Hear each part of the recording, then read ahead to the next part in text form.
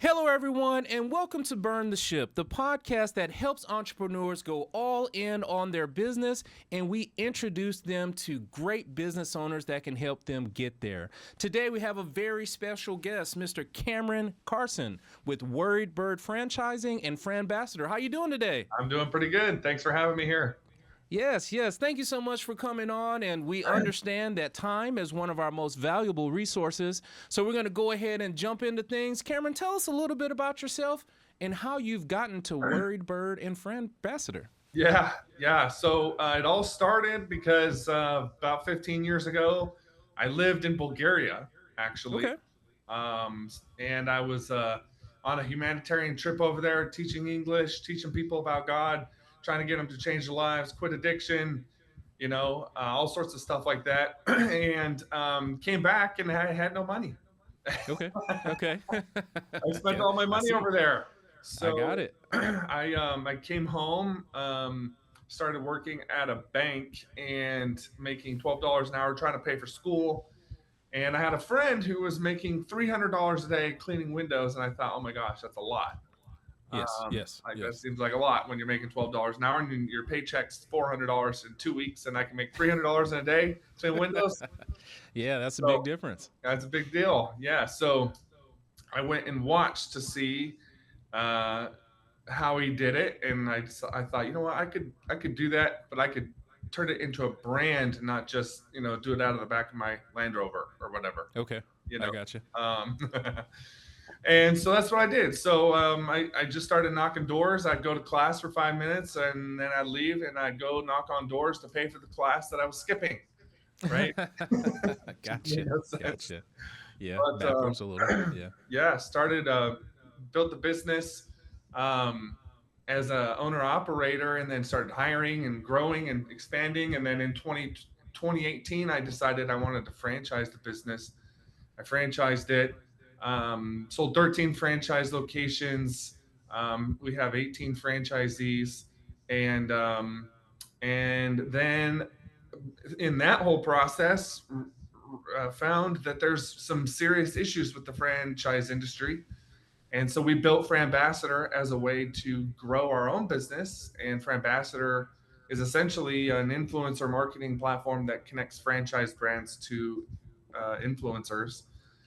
And so we built it for our own platform and our own franchise. It was so successful, we thought, you know what, we need to do this not just for us, but for other people too. Okay. So we Okay. took a step back and built it for other people, and now here we are. So Cool, cool. Now, with the Worried Bird, is it where it's just Windows only, or do you help with others? Tell us a little bit about what the framework of that business looks like. yep, yeah. It's window cleaning. It's basic window cleaning, pressure washing, holiday lighting. We do window screens, and we do rain gutters. So it's 5 services in total. And what's actually really unique about that is there's a whole lot of window cleaning franchises out there, actually, with hundreds of locations, and we're different in the sense that we operate out of a trailer, and we Okay. built we built what's called a gig rig, and it's a proprietary trailer, and it is remote controlled. So what happens is we clean glass, but we do it in a very effective, more efficient way than our competitors do. It's our own way of doing things. It's really slick. The trailer makes the operator just extremely safe and efficient. In fact, one day, one of my employees didn't show up. So when that happens, you got to go do the job. So Yes. I stepped in and went to do his job, and went up a ladder on a job I had done many, many times, actually. And I fell from 23 feet. Oh And no. Oh yeah, no. I fell off the ladder. This ladder slipped from under me, Yeah.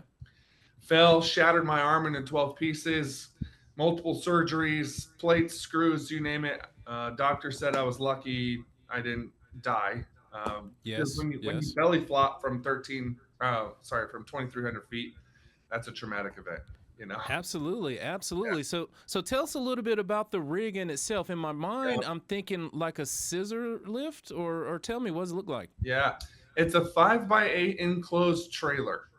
Okay. But picture it's every every inch of the inside of that trailer is used up. In fact, the tolerances are down to a centimeter.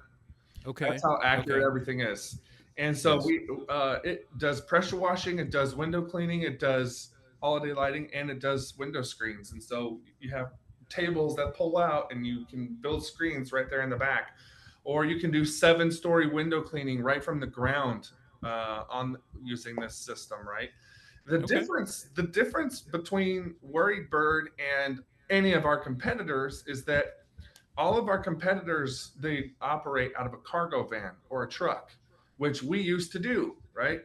um, Mm-hmm. and I would tell anyone that that is a big mistake, and the reason is because it's vulnerable to theft, it's vulnerable to the weather, your tools get destroyed in the weather, but there's a lack of discipline that occurs when um, every item, every tool doesn't have a specific spot for it, right? So when you work Okay. out of a cargo van, you have like shelving and you have storage, right? And people put their stuff in there, and they might even label it like we used to do. This is the spot for brushes and chemicals and rags and things like that, right? Yeah. But if it's not within arm's reach, your employee isn't gonna put it away. Okay.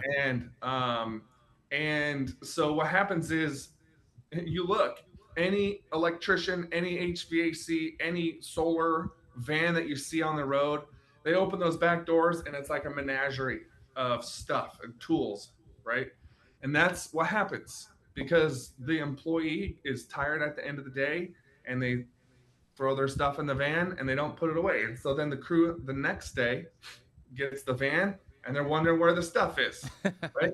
Makes sense. Makes Yeah. sense. So we built the trailer around our workflow, and rather than our workflow around what the van was able to provide us. Does that make sense? Okay. Yes, it So, does. Make the process a little bit more yeah, efficient. yes. We changed our mindset from a customer first mentality to an operator first mentality, right? Yes. It was Yes. my Yes. responsibility to get that employee like efficient, safe, effective, and happy in the field. And if I could do that, he would take care of my customers. See what Okay. I'm saying? Okay.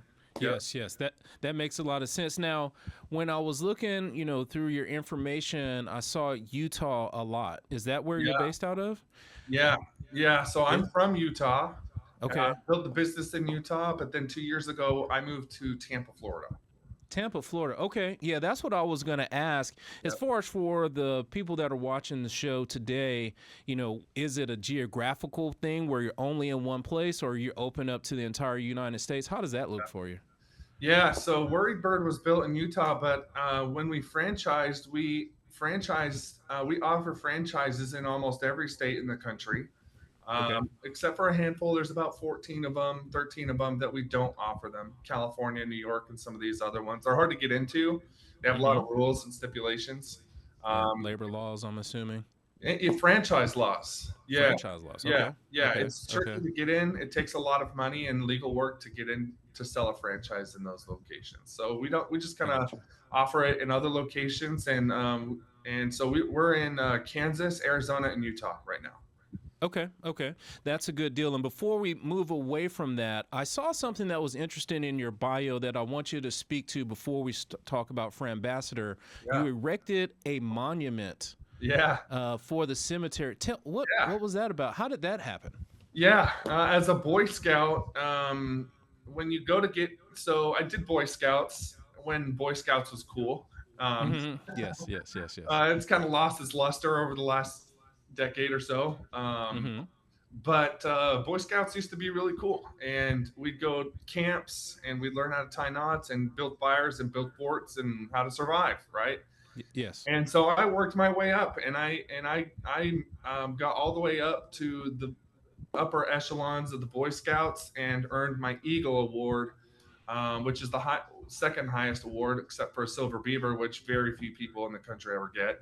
yes, Um, and so I got the Eagle Award, and in order to do that, you have to do a service project, and Actually, I'm glad you asked about this because nobody ever asks why we built that. And what happened was is this cemetery, we built this monument in a cemetery to document in stone all of the people buried there. Um, and the reason is because this cemetery is out in the boonies, out in the middle of nowhere in Utah, right? Okay. And Okay. my great great great grandfather founded that town. Oh, It's called nice. Fairfield, Utah. Yeah, it's this tiny little town, and it was in fact, it was the second largest city in Utah at one point um, during the Civil War era. I'm sorry, yeah, the Civil War era. But there's so many people buried in the cemetery that the headstones are eroding, and you can't tell who's buried there. You can't read them anymore. Yes. They just Yes. like Yeah. they look like rocks in a field, you know. Right. So Right. Right. yeah, Right. so my project was to document every person buried there from 1847, I think was the first one, to 1955. Okay. Now Uh, that seems like a yep. little bit of work. Yeah, yeah. So Yeah.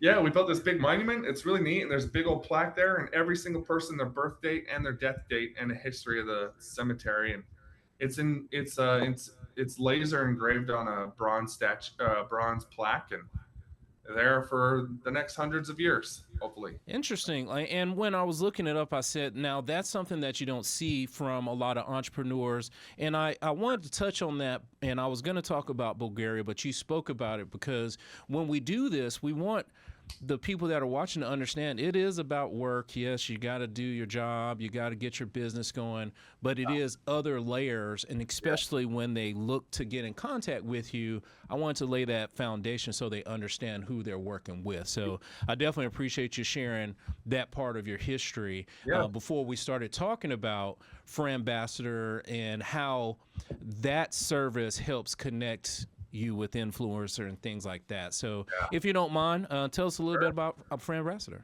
Yeah, I appreciate that. You know, the lessons you learn as a kid through the Boy Scouts they used to teach you about values and morals and work ethic, and and those were things instilled in me, and I learned that 1 plus 1 equals 2. Inputs equals outputs. When you work hard, you accomplish a result, right?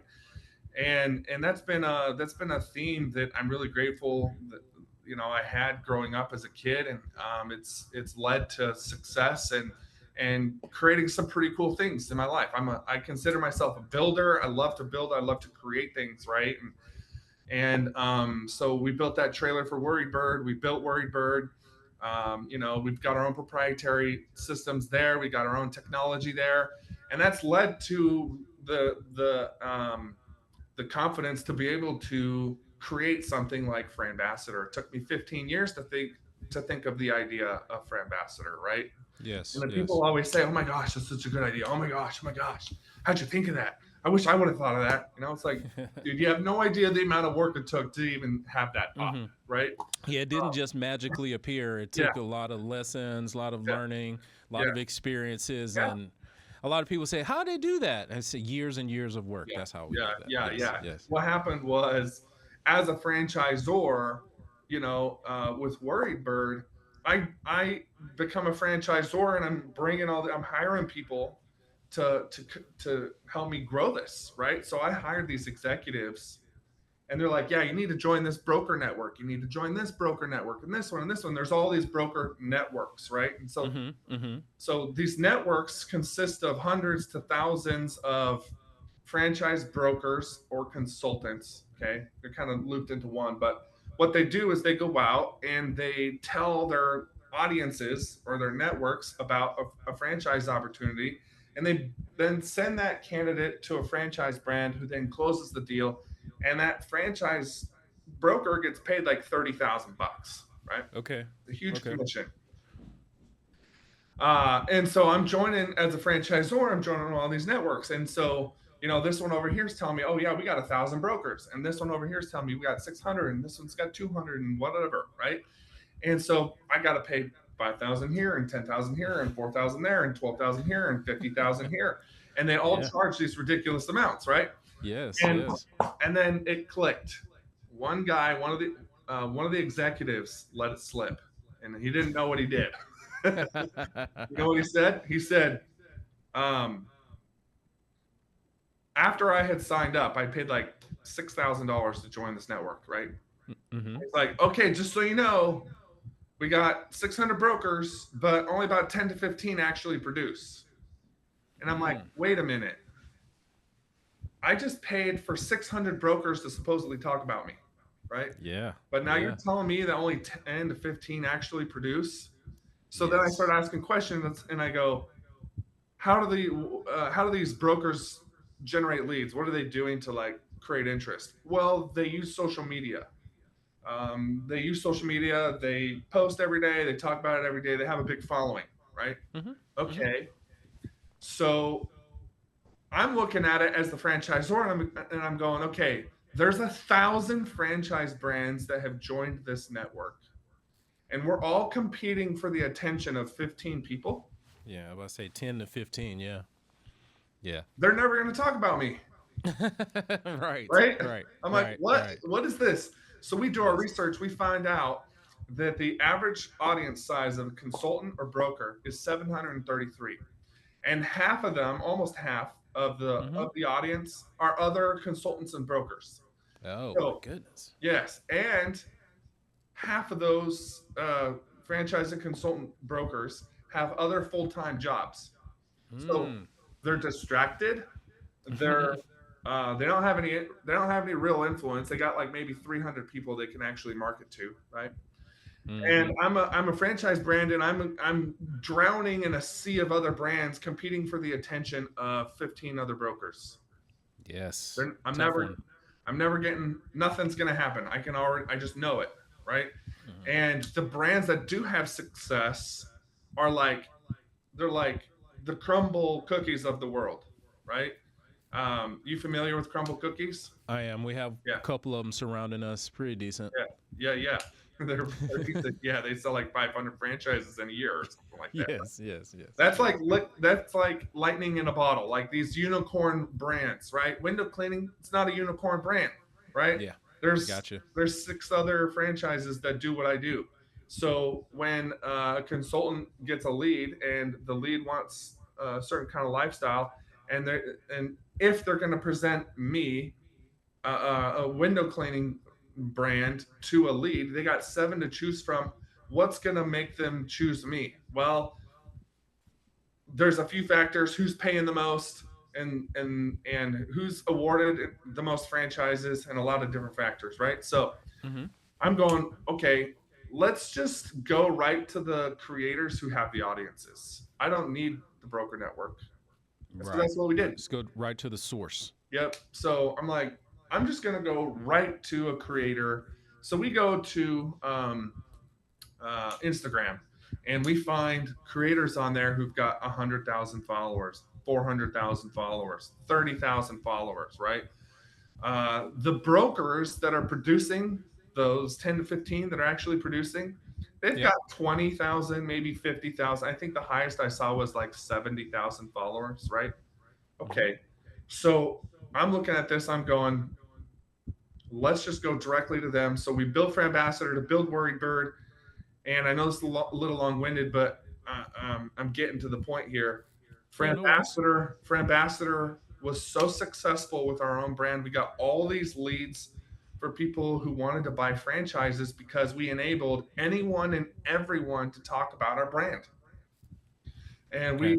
we gave them a tracking link that they could share with their audience, and we gave them content to share, videos. Oh. We got 11 videos that they can share on their platforms, all these like dozens and dozens of social media posts already created. So what do? They grab our social media post that they like, and they share it out on LinkedIn or wherever, Instagram, and guess what, leads start pouring in, right?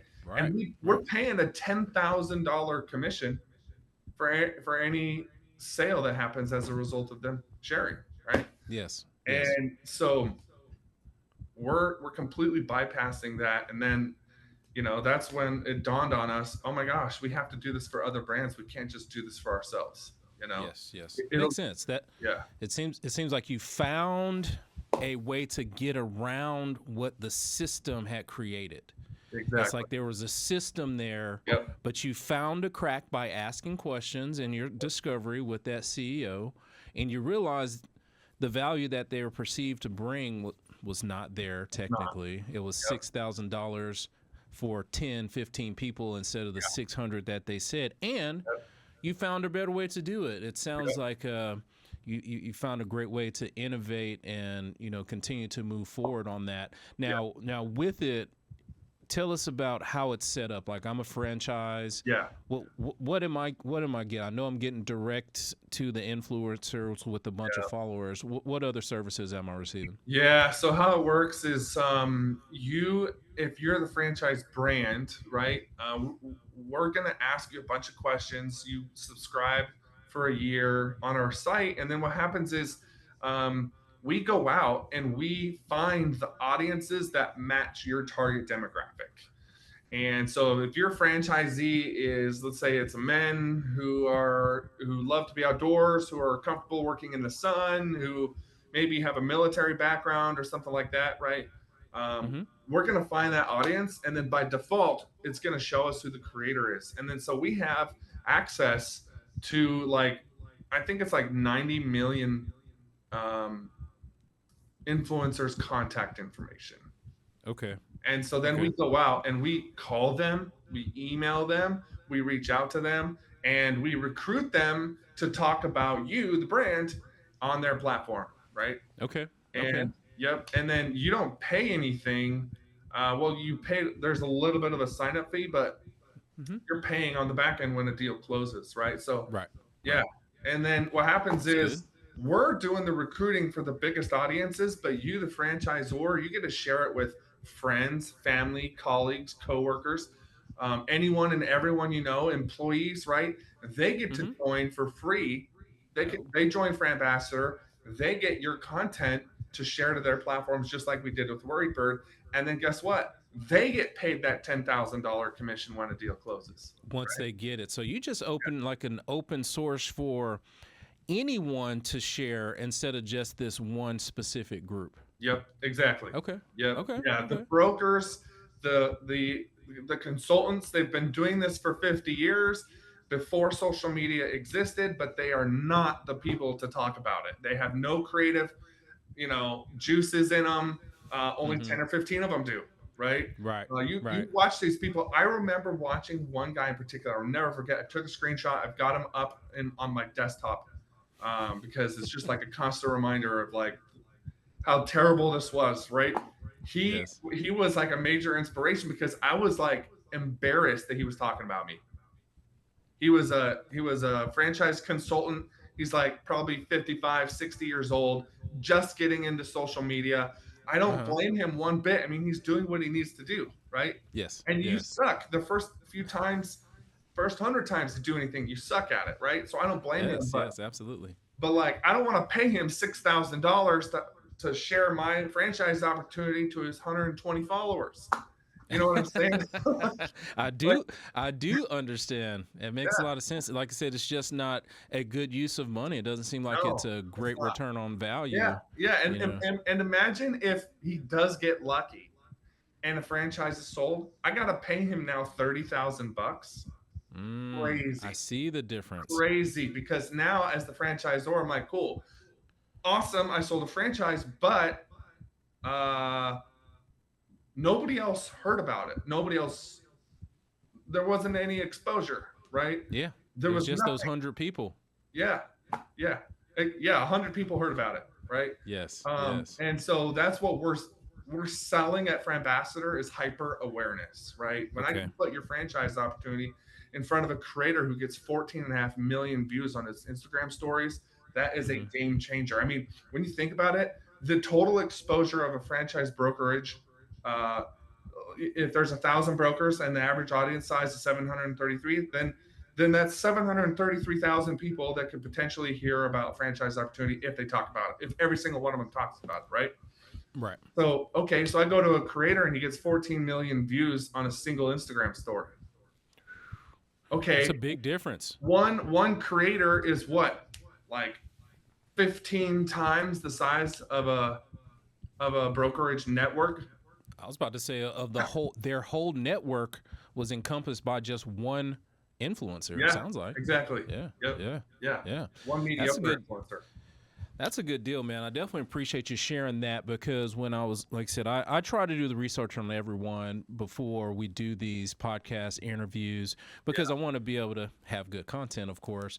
But I wanted to learn more about it because it's a unique thing. I haven't heard about it before, and Yeah. when I was looking at it, I said, okay, yeah, I definitely want to find out the inner workings of it. Yeah. As you have created these couple businesses and been through your knot tying and figuring out Yeah. how to survive, I'm sure you have acquired and nurtured some skills that the entrepreneurial audience is watching today that you can share with us. So if you don't mind, take one of those skills and share with us about that particular skill and how it can be of a benefit to those that are watching today. Yeah. Honestly, just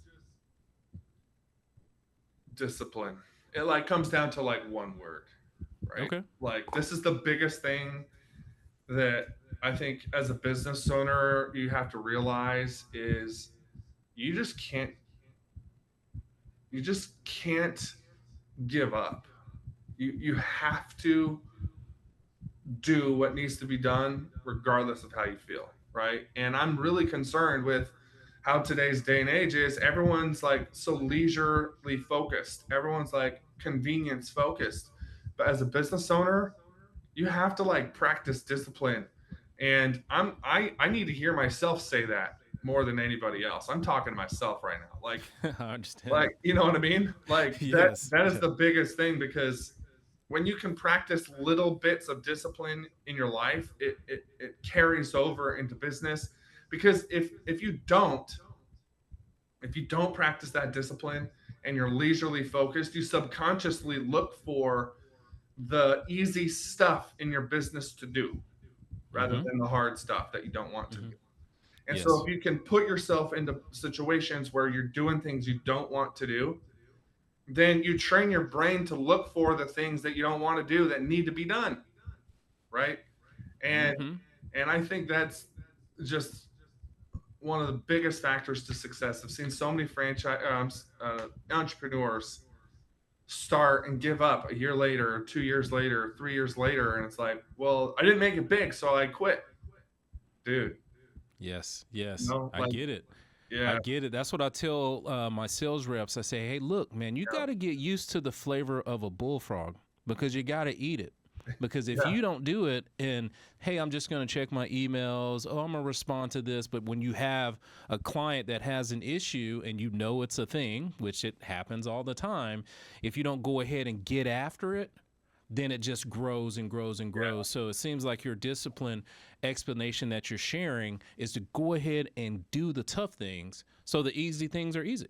yeah, Yeah. 100%. I mean, yeah, and you, it's like a skill. Like discipline's a skill. Like some people think it's something you're born with, or some people naturally have it. No, like I'm naturally a lazy person, and I have to remind myself to like be disciplined and like make my bed and brush my teeth. Well, I don't have to remind myself to do that, I'm about to say, but come on now. Come yeah, on now. I yeah. know you But brushing your like the teeth. little things, right? Yes, And yes. when you exercise the little things and do the little things, the discipline adds up, and then you've practiced this skill, and so you end up being effective at what you're doing because you just naturally do what has to be done regardless of how you feel, you know. Yeah, makes a lot of sense. Now, I always like the entrepreneurs to understand it is, truly important for you to work hard on your business. But the reason why we work hard on our business is so we can actually have some sort of Yeah, resemblance of a life.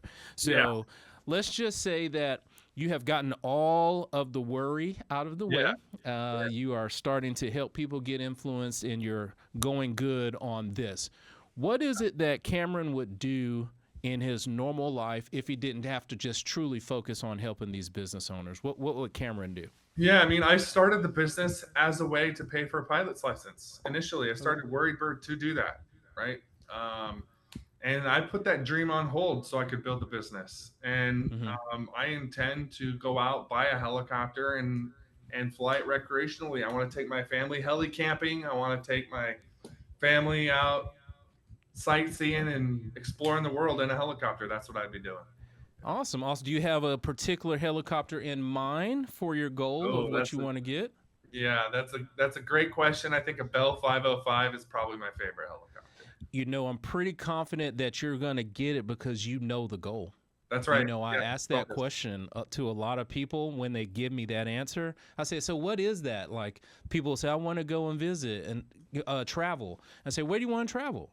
And then they say, I don't know. But the ones that say, I want to go to this particular place, I believe it's always a higher likelihood that they're going to get that goal accomplished because they know and they It's can a see the defined goal. goal. It's defined. Yes. Yeah, Yes, it's yes, yes. defined.